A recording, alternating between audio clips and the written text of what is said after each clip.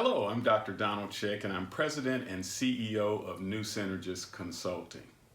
We provide a variety of products and services, including support for leadership development and training, coaching, diversity, equity, and inclusion, strategy development and analysis, and data analytics.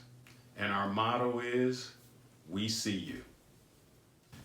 As we get started, let's remember that time management training most often begins with setting goals. These goals are recorded and may be broken down into a project, an action plan, or a simple task list. Activities then are rated based on urgency and importance, priorities are assigned, and deadlines are set. This process results in a plan with a task list or a calendar of activities. Routine and recurring tasks are often given less focus to free time to work on tasks that contribute to important goals. This entire process is supported by a skill set that should include personal motivation, delegation skills, organization tools, and crisis management. We'll cover all of this and more during this webinar. Research has consistently demonstrated that when clear goals are associated with learning, they occur more easily and rapidly. With that in mind, let's review our goals for today's webinar. At the end of this webinar, participants should be able to plan and prioritize each day's activities in a more efficient and productive manner. They should be able to overcome procrastination quickly and easily. They should be able to handle crises effectively and quickly.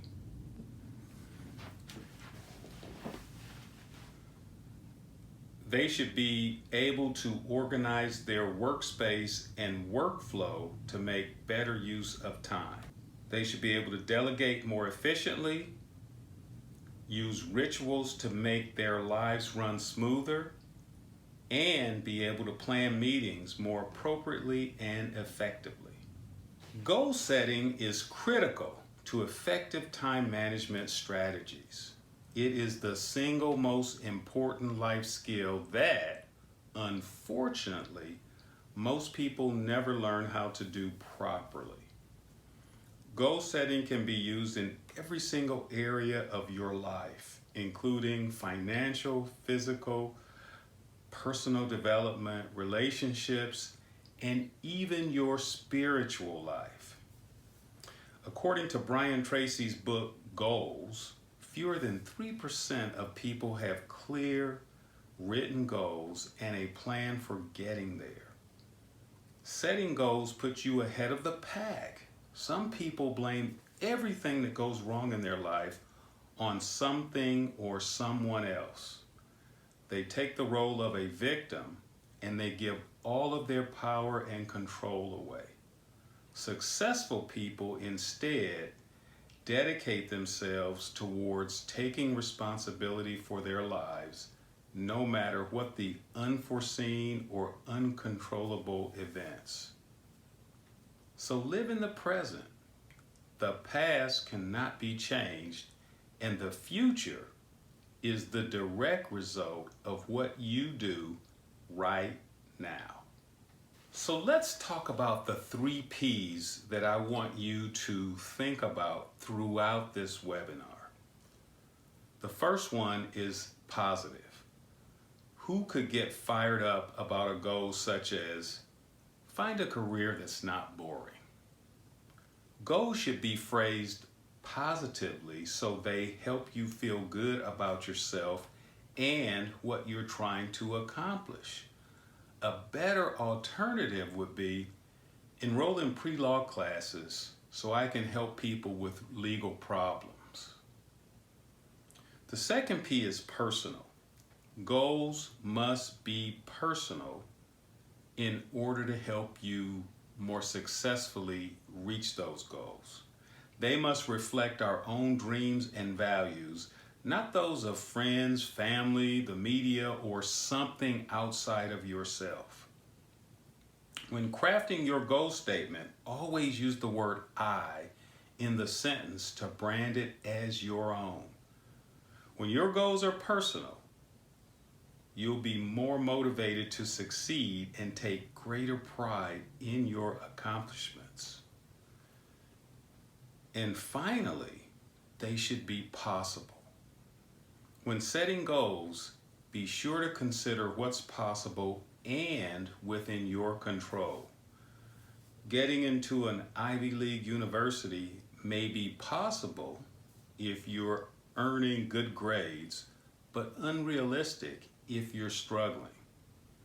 In the latter case, a more reasonable goal might be to attend a university or trade school that offers courses related to your chosen career. Improve your performance, and then pursue admission to an Ivy League university. You might also pursue volunteer work that would strengthen your college application. Now, we've used the SMART model in some of our other webinars, and we think it's appropriate to use it in a webinar where we're talking about managing your time. It's a convenient acronym for the set of criteria that a goal must have in order for it to be realized by the goal achiever. The first letter is specific. Success coach Jack Canfield states in his book, The Success Principles, that vague goals are likely to produce vague results. In order for you to achieve a goal, you must be very clear about exactly what you want. Often, creating a list of benefits that the accomplishment of your goal will bring to your life will give your mind a compelling reason to pursue that goal. Your goals should be measurable. It's crucial for goal achievement that you are able to track your progress towards your goal. That's why all goals need some form of objective measuring system so that you can stay on track, so you can become motivated when you enjoy that sweet taste of quantifiable progress. Achievable. Setting big goals is great, but setting unrealistic goals will just demotivate you. A good goal is one that challenges you, but is not so unrealistic that you have virtually no chance of accomplishing it.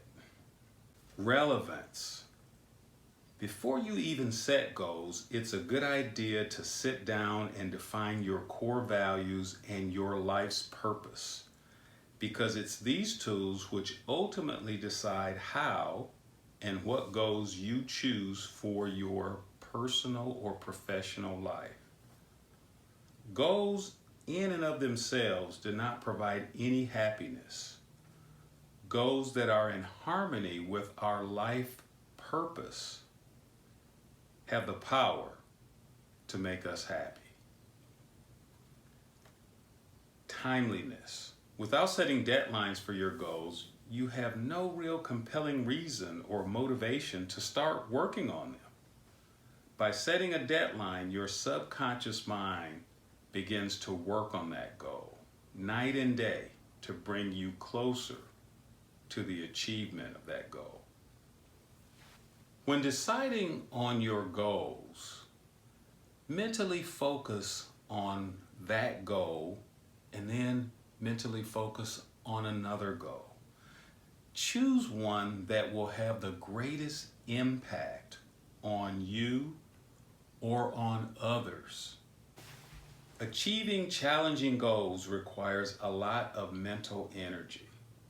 Instead of spreading yourself thin by focusing on several goals at once, invest your mental focus on one goal.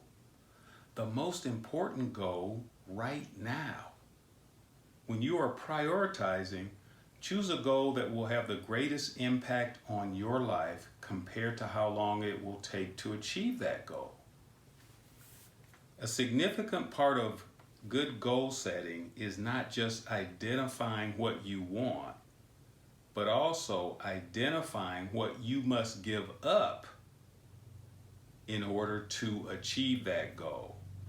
Most people are unwilling to make a conscious decision to give up the things in their life necessary to achieve their goals. Emotionalizing and visualizing your goal will help you create the desire to materialize it in your life. One of the best visualization tools is a vision board. Find a magazine, cut out pictures that resonate with the goal you want to achieve, glue them in place on a piece of poster board, and place that board somewhere that you can view it several times a day without even thinking about it. In order for visualization to work, it's necessary that you emotionalize your goal as much as possible.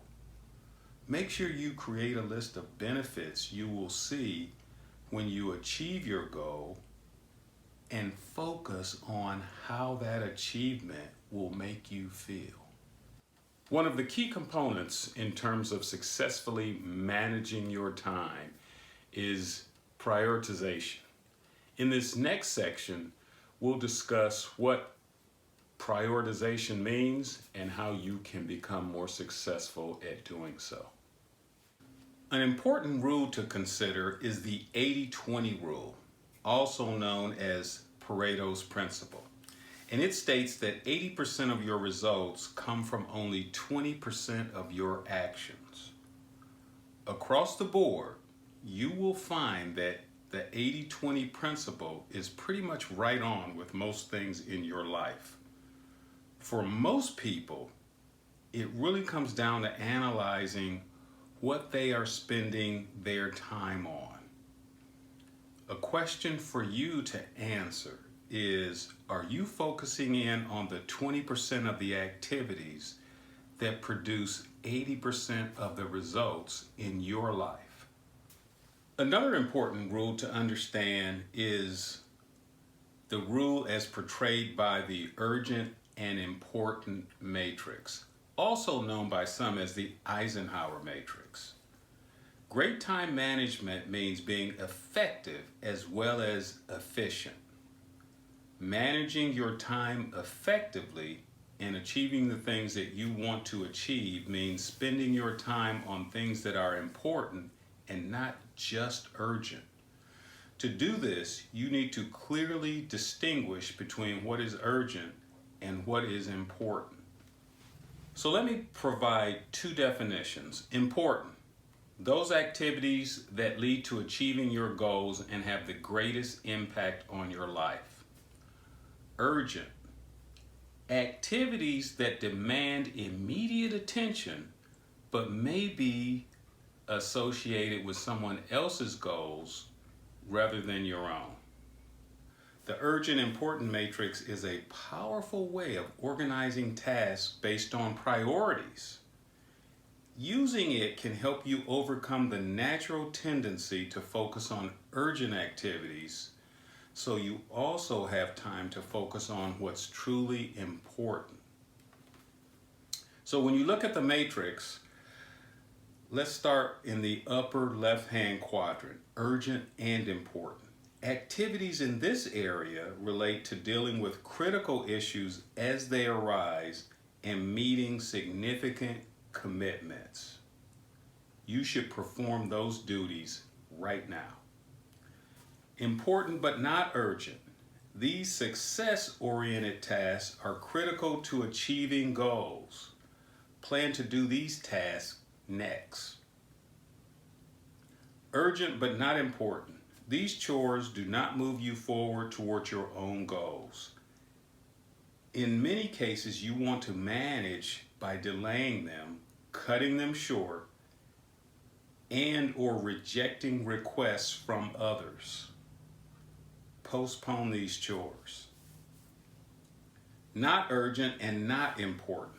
These trivial interruptions are just distractions, and they should be avoided whenever possible. However, be careful not to mislabel things like time with family and recreational activities as not important.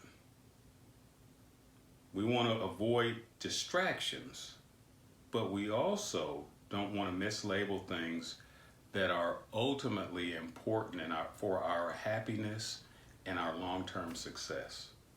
While we were reviewing the urgent and important matrix, many of you may be thinking, well, how do I say no?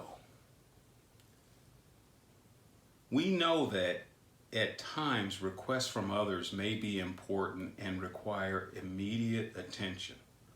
Often, however, these requests conflict with our values and take time away from working toward our goals. Even if it's something we would like to do but simply don't have the time for it, it can be very difficult to say no. One approach in dealing with these types of interruptions is to use a positive no, which comes in several forms. Say no followed by an honest explanation such as, I'm uncomfortable doing that because. Say no and then briefly clarify your reasoning without making excuses. This helps the listener better understand your position.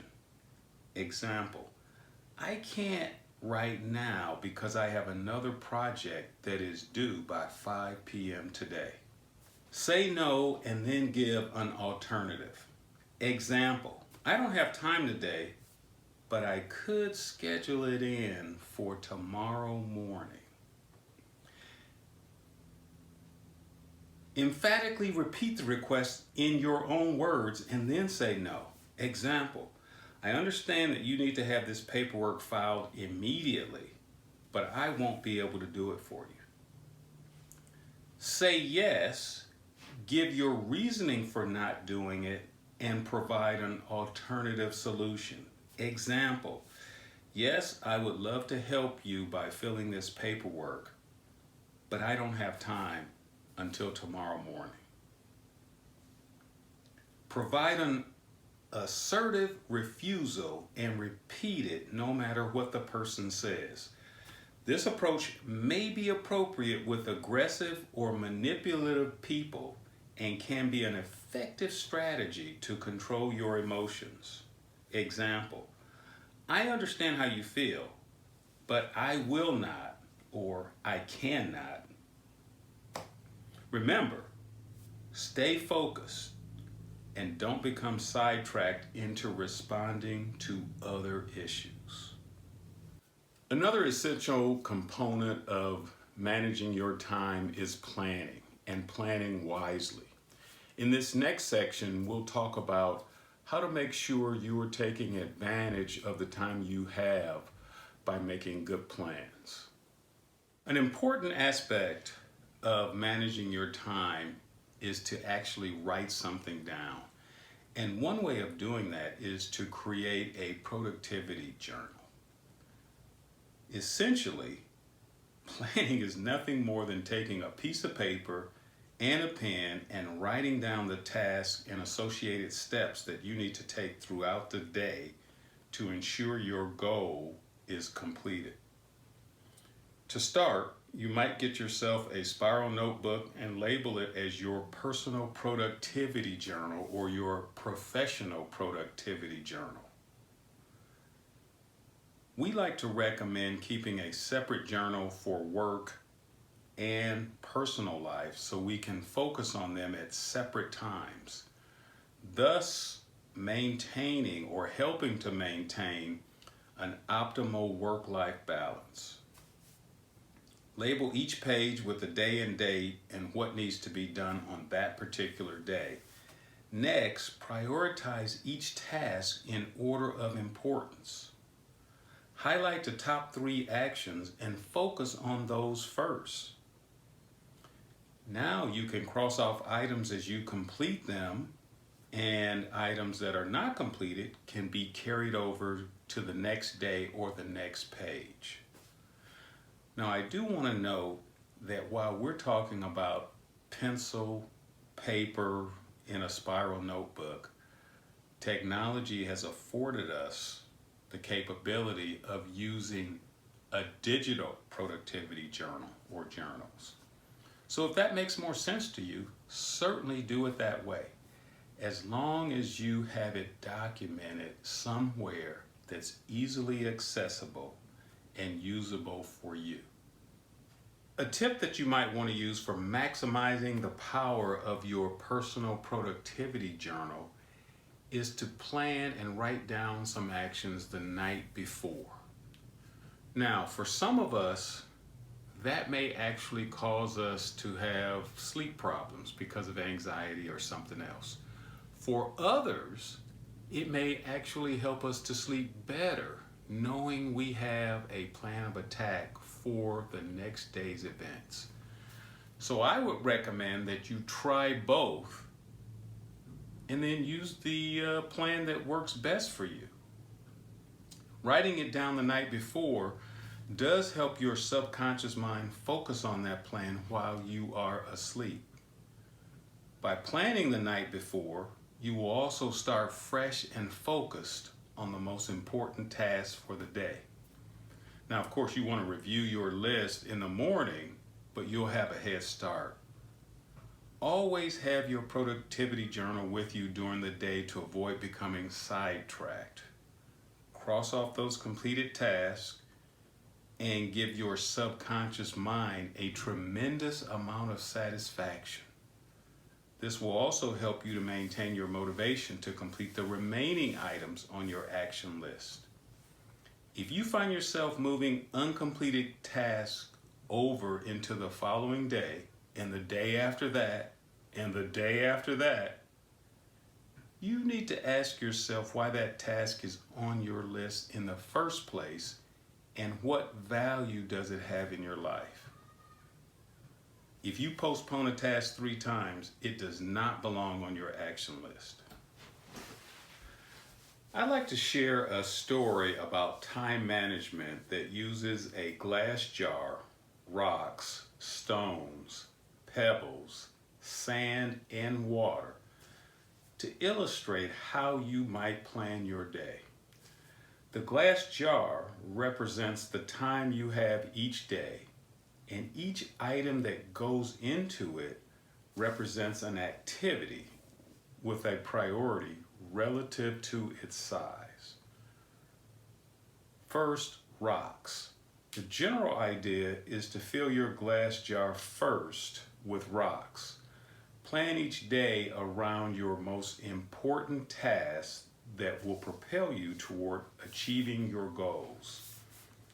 These represent your highest priority projects and deadlines with the greatest value.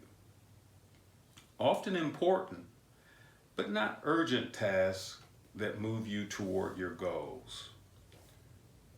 Next are pebbles. Fill in the space between the rocks with pebbles. These represent tasks that are urgent and important, but may contribute less to important goals. Without proper planning, these tasks are often unexpected and left unmanaged can quickly fill your day. Working to reduce these tasks will give you more time to work toward your goals. Now add sand to fill your jar. In other words, schedule urgent but not important tasks only after important tasks have been completed. These activities are usually routine or maintenance tasks that do not directly contribute to your goals. Finally, pour water into your jar. These trivial time wasters are neither important nor urgent and take you away from working toward high return activities and goals. If you commit to this approach to planning your days, you will see as time goes on that you are able to achieve more in less time. Instead of finishing things in a mad rush to meet deadlines, each day will be more organized and more productive and profitable. You will also notice yourself spending less time on activities that are of little to no value. And because you have a clear vision for dealing with competing priorities, the level of stress in your life will diminish, which will allow you to become even more focused and productive. Large projects can sometimes be so overwhelming that it's difficult to even plan to start them. This time management technique, chunk, block, and tackle, are ideal for taking on these jobs. Simply break down the project into manageable chunks, block off time to work on the project, and then tackle it with single-minded focus. Chunking, breaking down large projects into specific tasks that can be completed in less than 15 minutes. Blocking, rather than scheduling the entire project all at once, block out set times to complete those specific chunks as early in the day as possible. This should allow you to ignore most interruptions and focus on just that task. Tackling. Now tackle the specific task, focusing only on this task rather than the entire project. Once completed, you'll feel a sense of accomplishment from making progress on that particular project. We've probably all heard the saying, ready, aim, fire. Often in time management planning, it is better to think ready, fire, aim instead. This is because most people aim for the target and then they keep aiming at the target, but they never seem to fire. They get so caught up with the planning that they actually fail to take action. This is just another form of procrastination, which we'll discuss in a moment. Better to take a shot and see how close you were to the target, particularly if you're having problems with getting started. Ready. Do not overplan each of your actions. By the time you fire, the target will have likely moved. Fire. Remember the 80-20 rule and just take action. Even if you don't hit the bullseye, you'll probably still hit the target. Aim. Make new plans based on new information. Readjust your aim based on where you hit the target. Procrastination means delaying a task or a group of tasks that need to be accomplished. In this next section, we'll talk about the reasons we procrastinate and some tips and tools that are needed to help you avoid or eliminate procrastination. So in order to understand why we procrastinate, we need to understand some of the many reasons for procrastination. These include not having a clear deadline, inadequate resources available, time, money, information, etc. Just not knowing where to begin. A feeling that the task or tasks needed to be completed are overwhelming. Simply not having the passion for doing that particular work or type of work. And fear of failure or even fear of success. So let's talk about 9 different ways to avoid or eliminate procrastination. Your ability to select the most important task at any given moment and then to start on that task and get it done quickly and effectively will probably have the greatest impact on your success than any other quality or skill you can develop. If you nurture the habit of setting clear priorities and getting important tasks finished quickly, the majority of your time management issues will simply fade away. So here are 9 examples of things you can do. 1, simply delete it. What are the consequences for not completing the task at all? Consider the 80-20 rule. Maybe it doesn't need to be done in the first place. Delegate. If the task is important, ask yourself if it's really something that you are responsible for doing in the first place.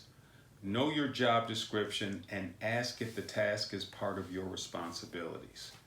Can the task be given to someone else? This is a critical skill to learn, particularly for new supervisors or anyone in management or leadership.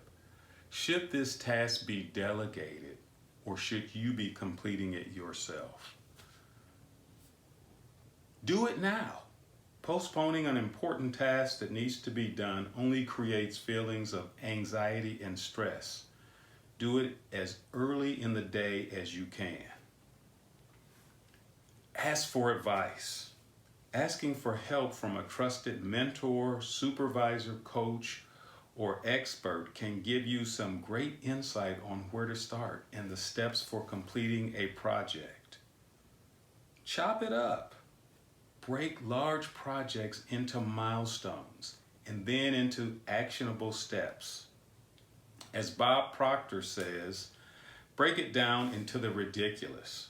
Huge things don't look as big when you break them down into small pieces.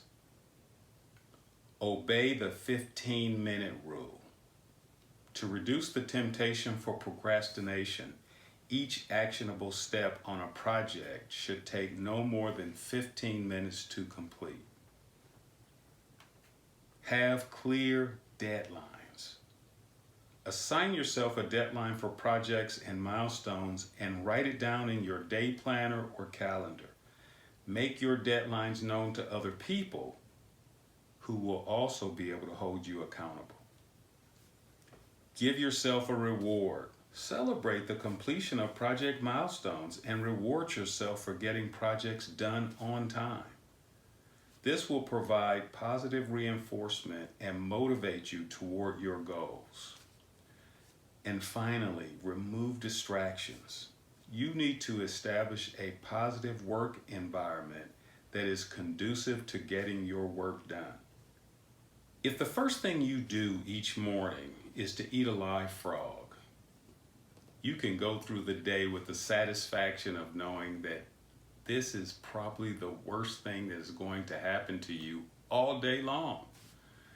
Your frog is the task that will have the greatest impact on achieving your goals and the task that you are most likely to procrastinate in terms of starting.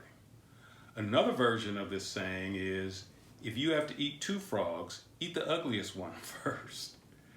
This is another way of saying that if you have two important tasks before you, start with the biggest, most difficult, and most important task first.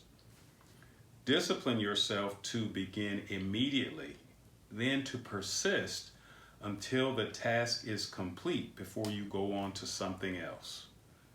Resist the temptation to start with the easier task. You must also continually remind yourself that one of the most important decisions you make each day is your choice of what you will do immediately and what you will do later, or even postpone indefinitely. Finally, if you have to eat a live frog, it doesn't pay to sit and look at it for a very long time. The key to reaching high levels of performance and productivity is for you to develop the lifelong habit of tackling your major task first thing in the morning.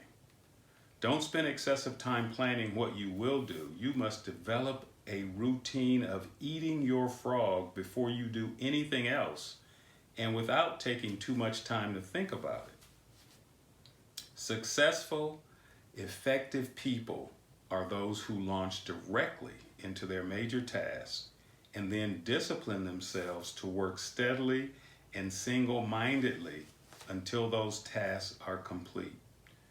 In the business world, you are paid and promoted for achieving specific, measurable results. You are paid for making valuable contributions that are expected of you. But many employees confuse activity with accomplishment. And this causes one of the biggest problems in organizations today, which simply put is the failure to execute. With better planning, you can improve your effectiveness, your efficiency, and your productivity. However, no one is immune from the occasional crisis. What we're going to talk about in this next section is how to help eliminate the possibility of a crisis, but also how to deal with them when they do arrive. What should you do when the storm hits? The key to successfully handling a crisis is to move quickly and decisively, but also carefully. The first thing to do when a crisis hits is to identify the point of contact and make them aware of the situation.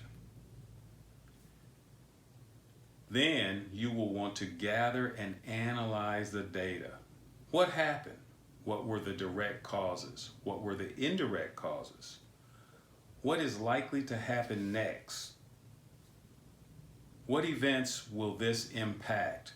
Who else needs to know about this? Above all, take the time to do thorough, proper research. You don't want to jump into action based on erroneous information and make the crisis worse. You will also want to identify the threshold time, the time that you have before the situation moves out of your control or becomes exponentially worse. You may also find that the crisis will resolve itself after a certain point of time. So you need to move quickly, but take the time necessary or available in order to avoid mistakes. Once you have gathered sufficient data, it's time to create a plan. The best approach is to identify the problem, decide on a solution, break it down in parts, and create a timeline. As you execute the plan, make sure that you continue evaluating if the plan is working.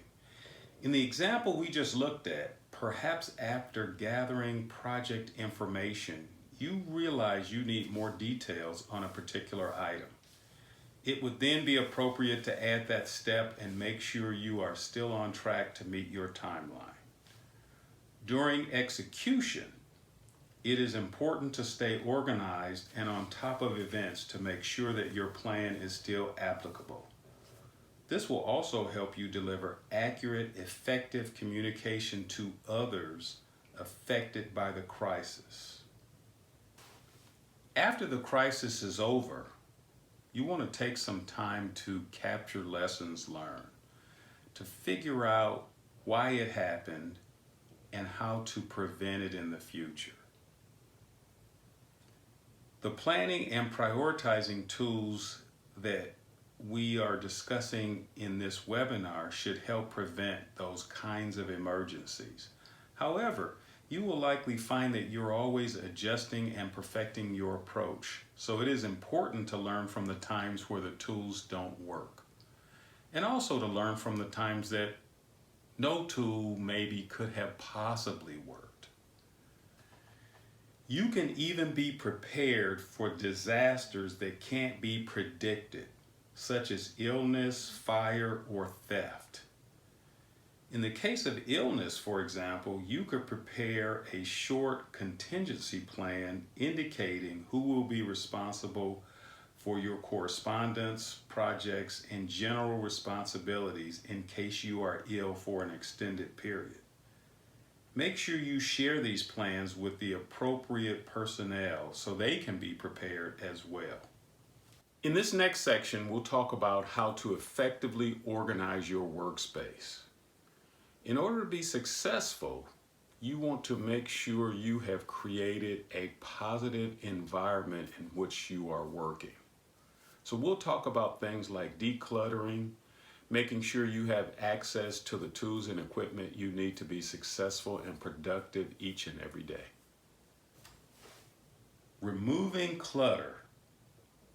is in itself a time-consuming task, but a cluttered workspace significantly impairs your ability to find things, and you will get that time back that you invested and more.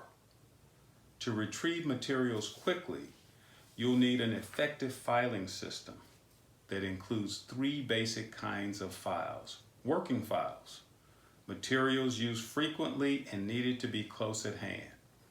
Reference files, information needed only occasionally. Archival files, materials seldom received but that must be kept. For ease of retrieval, organize files in the simplest way possible. For example, you could label files with a 1 or 2 word tag and arrange the files alphabetically. Once clutter has been eliminated and other materials have been filed, the effective workspace includes only what is essential. A set of 3 trays to control the workflow on your desk, standard office supplies, a computer, and a phone. Everything else, except for what you're working on at that moment, can and should be filed where it can be retrieved as needed. Now, we have already moved into the digital age. So when we talk about files, they can be totally digital. That's certainly the method I prefer, but each of us has to look at that method, the old method with mostly paper, or some combination that works best for each of us. How do we routinely process the mountains of material that collects in your paper and electronic in baskets? The answer is 1 piece of paper, 1 electronic message at a time. Many time management experts agree that the most effective people act on an item the first time it's touched. Although difficult to do at first, the practice can become habitual and is made easier by thinking about the 4 Ds. Do. If the task can be completed in 2 minutes or less, do it now. Delete. If the material is trash or junk, delete it. Or if it's something you might use later on, file it and move on. Defer. If the task is one that can't be completed quickly and is not a high priority item, simply defer it. Delegate. If the task is not yours, then delegate it to someone else. And again, this is particularly true if you are a supervisor or manager. Are you delegating appropriately? Remember to take the sting out of not feeling overwhelmed about a task. Follow these steps. Select 1 task at a time. Time yourself using a clock for no more than 1 hour. As much as possible, ignore everything else during that time. No breaks or interruptions should be permitted. Give yourself a reward when your time is up. Emails, for many of us, has become the bane of our existence in our professional lives. But electronic communication can be managed just as easily and as quickly as paper, using the 4 Ds we just discussed. However, here are some other key ideas that will help you maximize your email time. Like other routine tasks, returning phone calls, paper mail, checking voicemail, etc., email is best handled in batches at regularly scheduled times of the day. Ask your email contacts to use specific subject lines and make sure to use them yourself. This will help you to determine whether an incoming mail is business, personal, urgent, or trivial. Once you know the subject of the message, open it and read it if it's urgent, and respond accordingly. Non-urgent emails like jokes, for instance, can be read later. Delete advertising-related email that you have no interest in or that you consider spam. Use your email system to its fullest potential. Create folders for different topics, projects, or by sender. Most email systems also allow you to create folders and add keywords or categories to messages, which makes information retrieval much easier and faster. Email programs typically allow you to create rules that automatically move messages to the appropriate folder that you've designated. This can help you follow your email plan. Finally, don't forget to delete email from your trash can and junk folder on a regular basis. It's likely that you're only using about 10% of the power that's already available to you from your email system.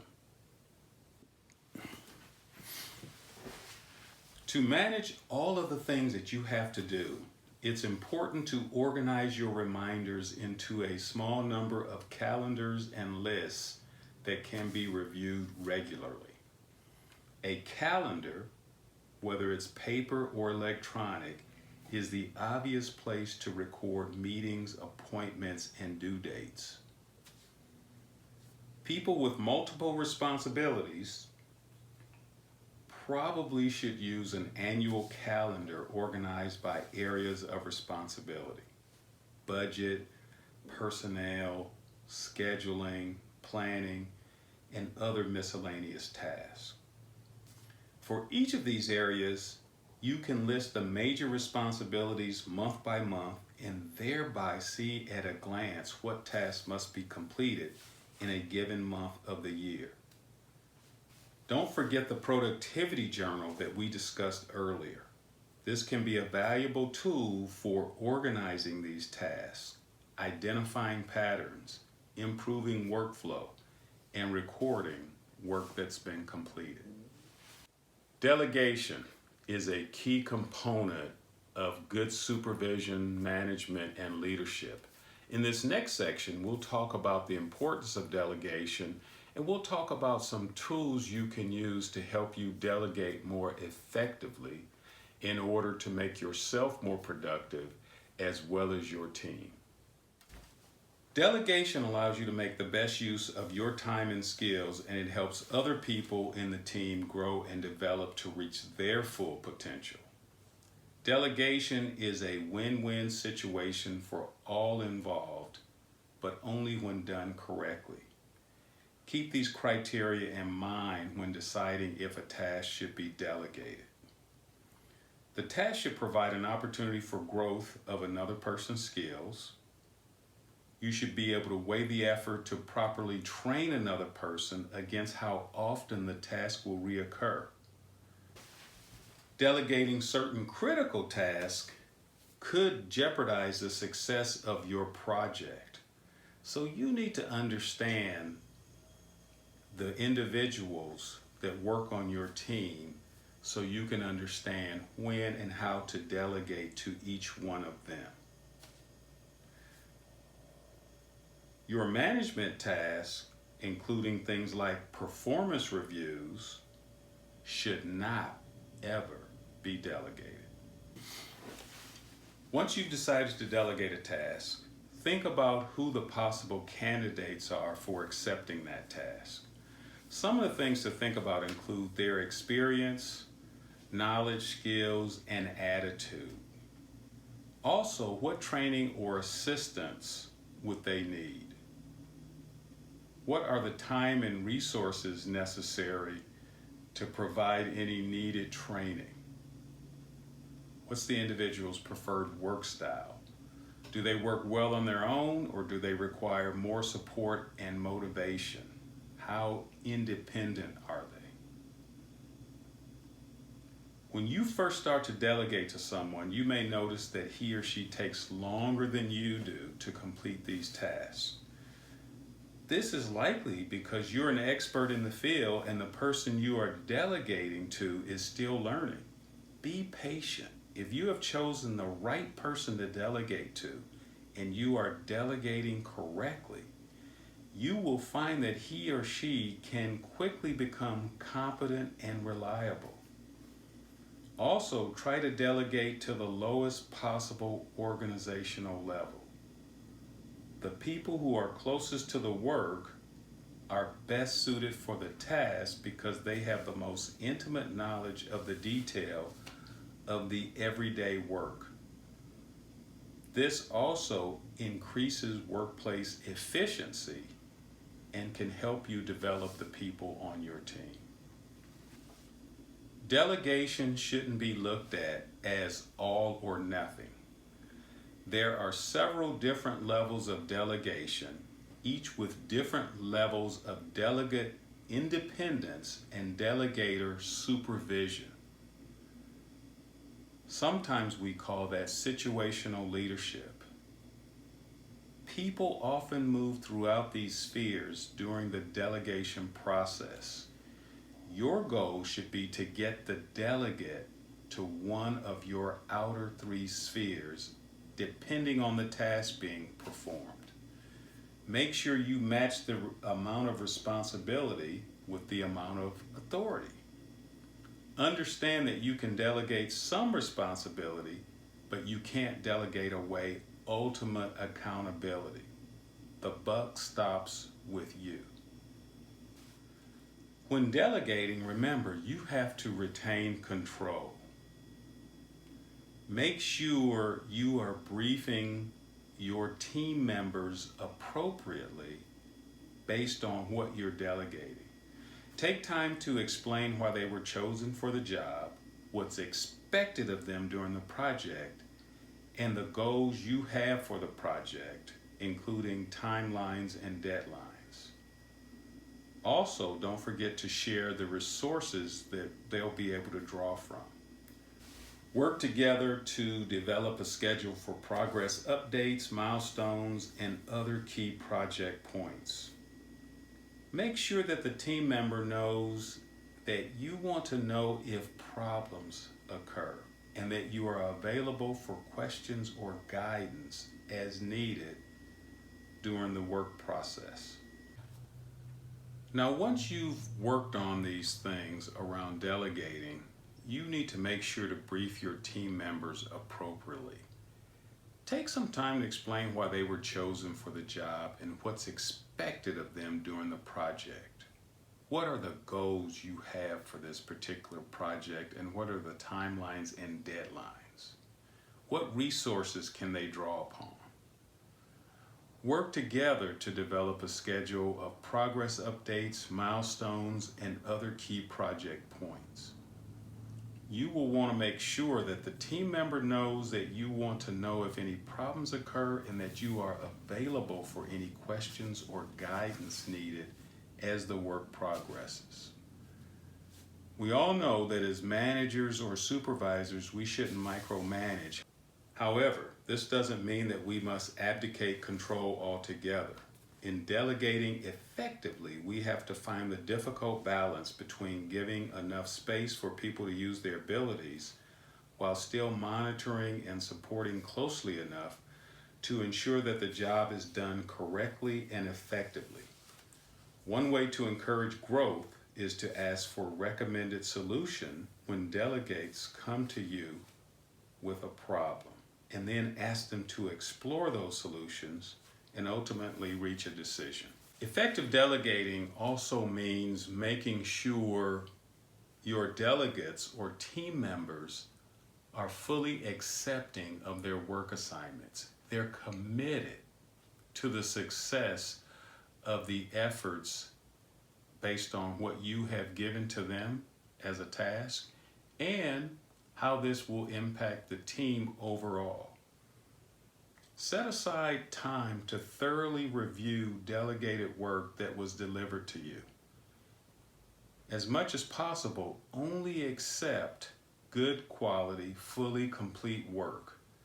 If you accept work that you're not satisfied with, your team member does not learn how to do the job properly. Worse than this, you accept a new project that you will probably need to complete yourself. Not only does this overload you, it means that you don't have the time to do your own job properly. Of course, when good work is returned to you, make sure you both recognize and reward the effort. As a leader, you should get in the practice of complimenting members of your team every time you are impressed by what they have done.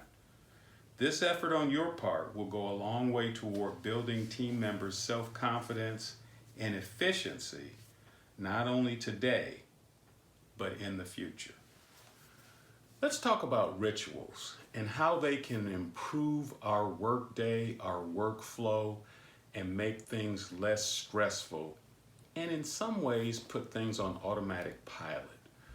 These might also be considered habits. So in this section, we're going to talk about establishing good rituals or good habits that can improve our productivity while reducing stress and, of course, making us more productive. The Random House Dictionary defines a ritual as any practice or pattern of behavior regularly performed in a set manner. In fact, you can build any type of ritual. You can also establish rituals around sleeping and meals, for instance. So here's some ideas. Sleep. Establish a ritual for half an hour before you sleep. This might include filling out your productivity journal for the next day, enjoying a cup of tea, taking a warm bath, performing some stretches. All of these activities might help you wind down and sleep better.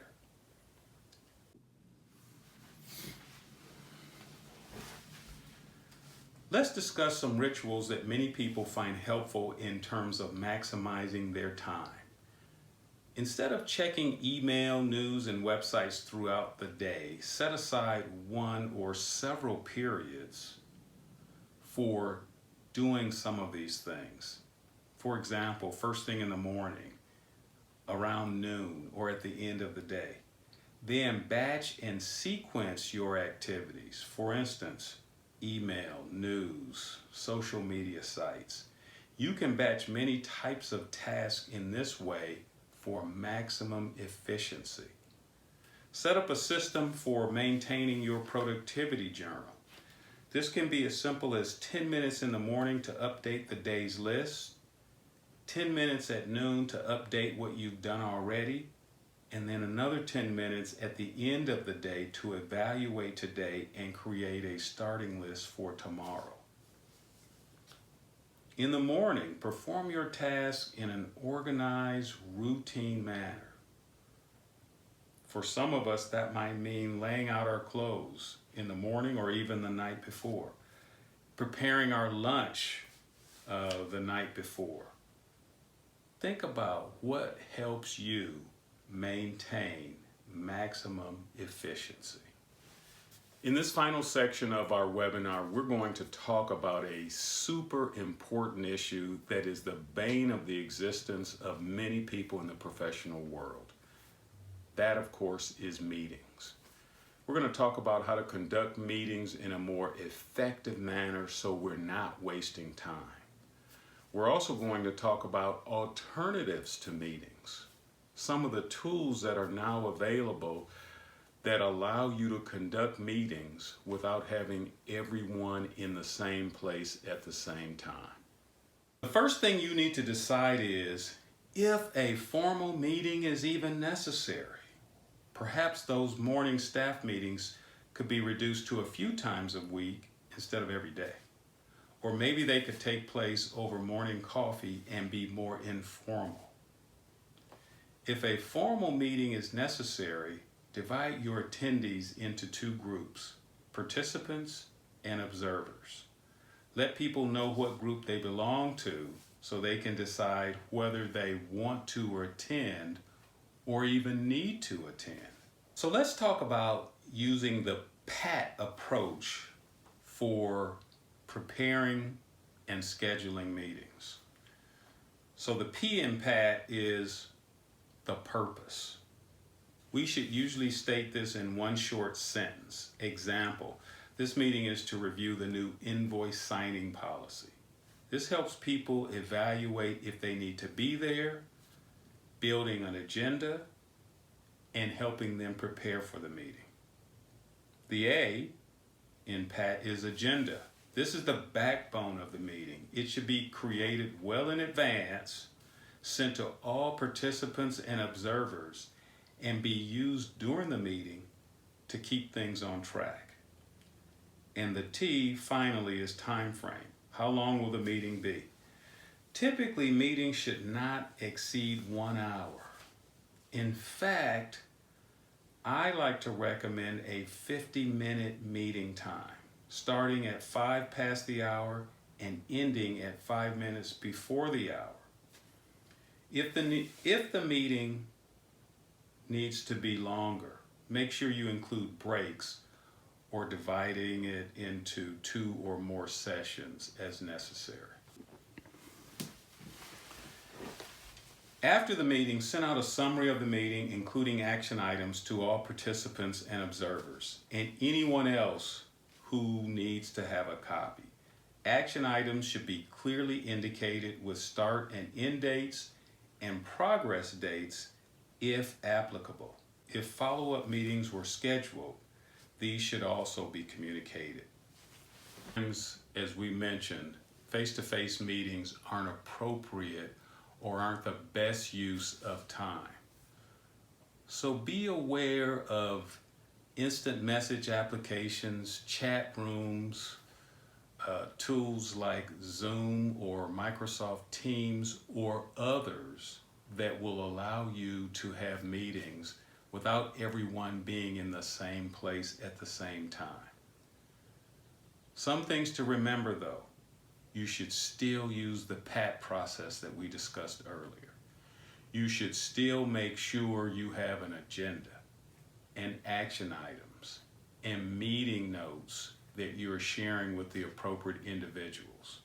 This will allow you to follow up and make sure no one that was involved in that meeting or meetings doesn't know what their responsibilities are.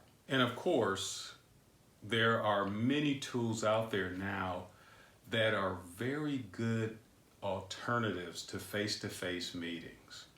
Video teleconferencing, for instance, is one of those, and there are several very good options out there for your use. If your meeting group requires ongoing interactive communication rather than periodic face-to-face gatherings, an email list, forum, or online group can be an effective tool. And there are many options out there that you can use, some of them free, some of them that are likely provided by your organization. A few things to keep in mind if you're going to use this sort of solution. Having a moderator is essential. These types of tools can quickly get out of control without proper supervision. You'll want to make sure members stay on topic and stay professional. Make sure you monitor the time spent on these tools. Setting a daily or weekly update or delivery time might also be a good idea. And just like a face-to-face meeting, an online list or group should have a purpose and should stick to it. I think we all know that successfully managing our time can help us be more successful.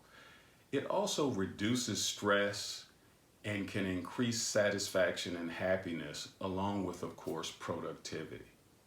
So I hope the tools and tips we've talked about in this short webinar will help you on your path to greater success and satisfaction with the work you are accomplishing, how you are accomplishing that work, and of course, the satisfaction of knowing I am more successful because I am a better time manager. Thank you very much, and remember, I see you.